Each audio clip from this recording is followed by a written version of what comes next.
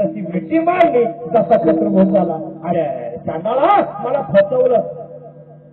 सत्यव्रत सांगितलं मला फसवलं, मला का जगण्याला अधिकार नाही. स्वतः तिथं अग्नी काष्ट वक्तव्य केलं आणि त्या ठिकाणी एक रोपट उगवलं, तिचं नाव तुळस आहे. आणि त्यावेळेला विष्णू तिला वचन दिलं होतं की दररोज रात्री मुक्कामाला मी तुझ्या जवळ असेल आणि प्रत्येक वर्ष तुझ्या बरोबर लग्न लागेल. त्याला म्हणतात तुळशी बारस.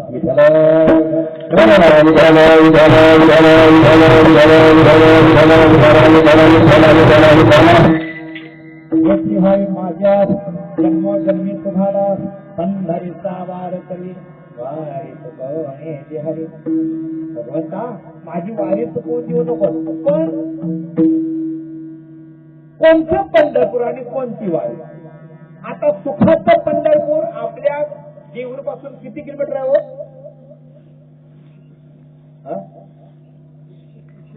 एकशे 175. सुखाचं पंढरपूर देऊळ पासून 175 50. मग किती आहे महाराज? 150. कमी झालं. माझे मी पायापुढे होतो. जीवनात सद्गुरू करून घ्या. नुसते माळा घालून जे आयुष्य वाया घालून टाकतात. ज्याच्या जीवनात सद्गुरू आहे ते सुखाचं पंढरपूर लगेच सांगतो.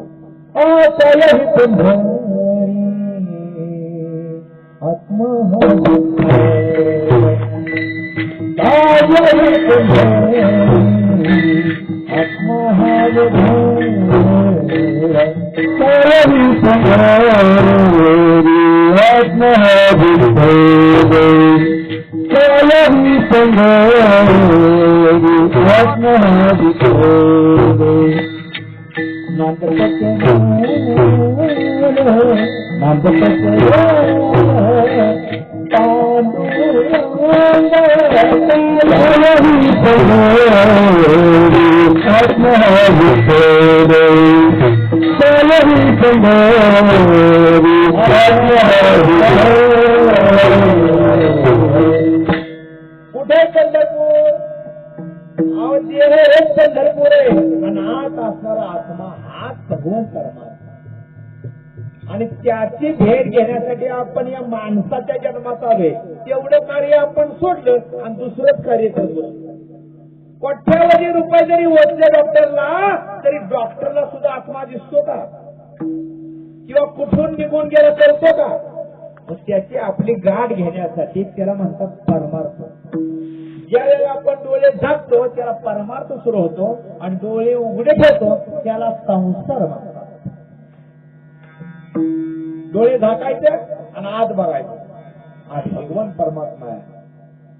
तो आहे म्हणून आपण बोलतोय, चालतोय, खातोय, पितोय, सगळं चाललंय. ही त्याच्या आज्ञेचं जीव आहे. कुठे आत आहे काही सार द्या आणि त्याची भेट घेण्यासाठी आपण माणसाच्या जन्मात आलो.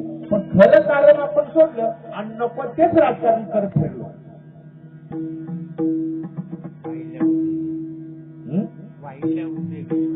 दुःखची केवळ भोगण्याचे फळ संचिताचे.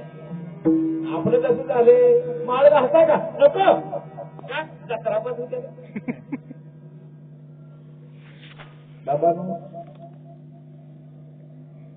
95% रोग मांसामुळे होतात. 95%. मांसा हा माणसाच्या शरीराला हानिकारक आहे, गरजेचा नाही. माणसाला काय पाहिजे? क्यू नावाचं एक फळ आहे बघा, साधारण मिळतं. साधारणतः 70 ते 80 रुपयाच्या क्यूची किंमत आहे. पण ती एक फळ जर खाल्लं तर आपल्या शरीरातल्या 500 पेशी वाढतात पांढऱ्या.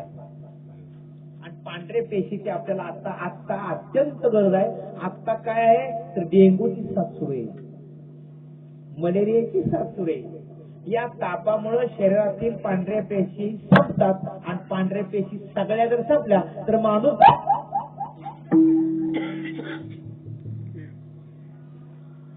काय करा?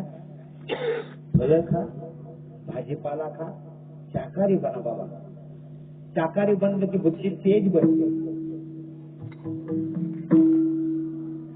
हे कोणासाठी? तुम्ही शाकाहारी झाल्यानंतर माझा त्यात काय तोटा आहे का फायदा? काहीच नाही. माझं काय तोटा देणार फायदा आहे? तुम्ही जर शाकाहारी झाला तर फायदा तुम्हालाच आहे, मांसाहारी राहिला तर तोटा तुमचाच आहे. आपण आई वडिलांनी जर एकदा माळ घातली तर लहान लहान मुलं सुद्धा त्या विषयाला जात, त्या विषयाकडे जात कोण सुद्धा पाहणार नाही. कळलं का? चुकून सुद्धा त्या विषयाकडे. आपला विषय तो नाही. आपला विषय कोणता आहे? आणि कोणता विषय झाला पाहिजे? विषय तो कोणता?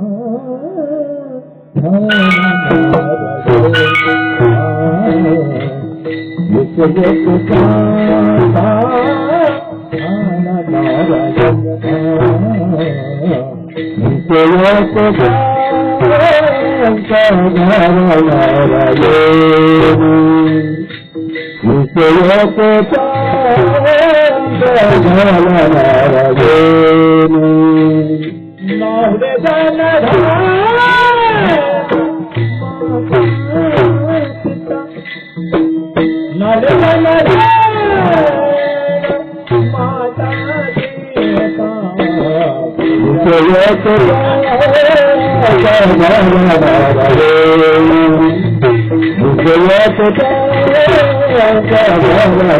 Jaya